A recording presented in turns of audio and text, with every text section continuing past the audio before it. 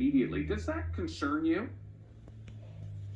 Well, India, as you know, is a co-sponsor of the proposal along with South Africa, and it's about vaccine equity, the equitable availability of vaccines to everyone.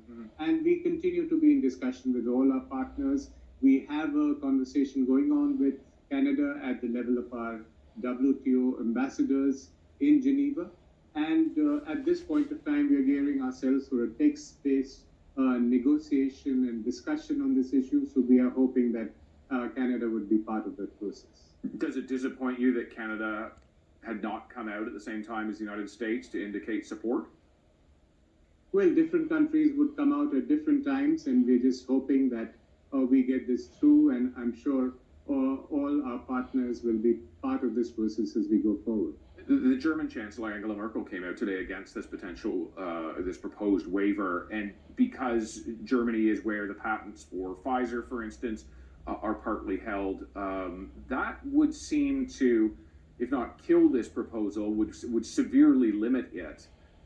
Where do things stand if you don't have Germany and essentially all of Europe on board?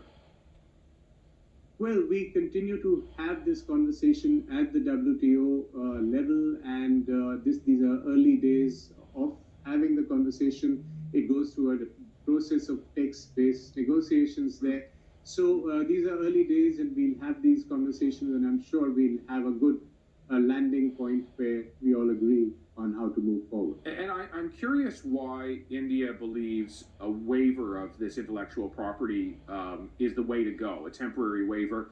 Because there's others who have said that the better approach would be license the vaccines that are out there and solve the supply lines, because that's actually the bigger issue, is trying to get the raw materials to the places that need it.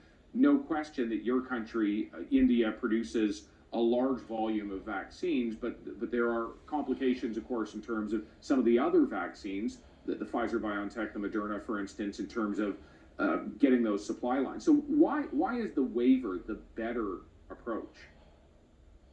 Well, India is coming to this argument from the point of view of vaccine equity. And it is our firm belief that the distribution and access to vaccines needs to be equitable. And this is the point at which we start this conversation at the WTO.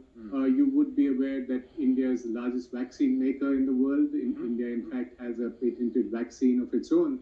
But the point is that we feel the access to this vaccine should be much more equitable than it has been.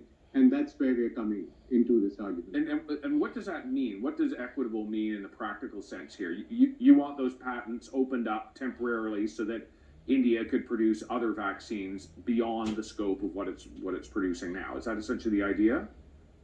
Well, the idea is that anyone in the globe who has the capacity should be able to produce those vaccines, because they need to be available to everyone on the planet. As we deal with this extraordinary pandemic, we need that extraordinary solution. So I think that is the point, and the actual discussion on the technicalities we leave to our experts at the WTO who are gearing up for this conversation.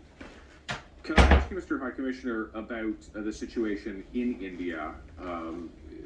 Absolutely catastrophic. Some of the scenes that we're seeing of inside hospitals, outside hospitals, because hospitals are full, people bringing oxygen tanks, people frantically searching for medical supplies and medicines on social media. What is the current state right now in terms of trying to limit further transmission? There have been multiple calls, including within India and outside of India, for a tight lockdown to try to control things. Some people are just doing that anyway for their own well-being.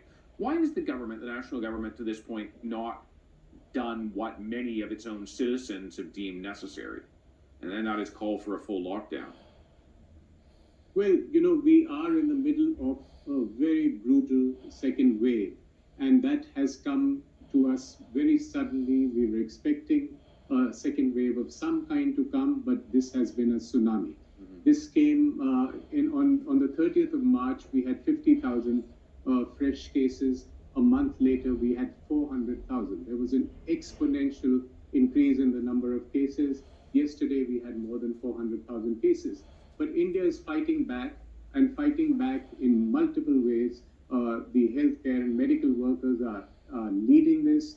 The key shortage for India, the key challenge at this point of time has been to strengthen the healthcare system and the critical shortage of oxygen. So oxygen was the main factor, and what India has done is ramped up oxygen production within a month from 7,000 metric tons to about 9,000 metric tons. So we had a situation, for instance, in Delhi yesterday where oxygen was available. And oxygen has now been ramped up in multiple ways. It's being transported by the railways, the army, the navy, the air force. So there has been a certain ramping up.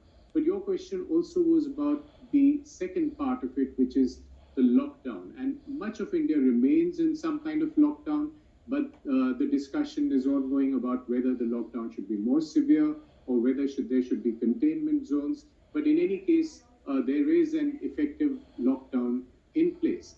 And the third part of if there was an effective lockdown in place, would we be seeing the kinds of numbers we're seeing right now? Well, because the surge has been in over the last 1 month, and as a reaction to that, there has been a lockdown. There was a sort of partial lockdown in place, but that is being now strictly enforced. So we are hoping that there would be some stability in the situation in the next 2 or 3 weeks. The modeling is suggesting that after a certain peaking in May, it would get better.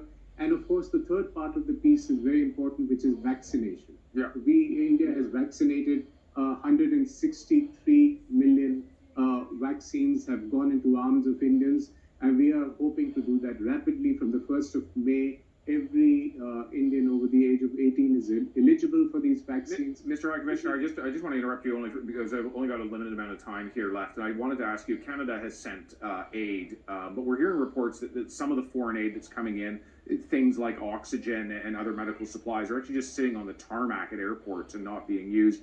Do you have a sense of why that might be? I've only got a few seconds here, but curious why.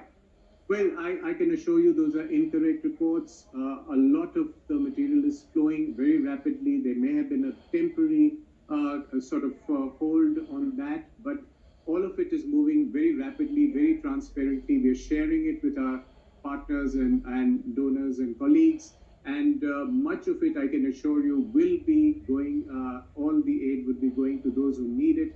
India is very, very aware of the fact that this partnership, this friendship, and this equipment that is coming is needed by people, and that's why it's coming, and it's going to be very rapidly transferred. Mr. High Commissioner, thank you very much for your time today. Thank you for having me.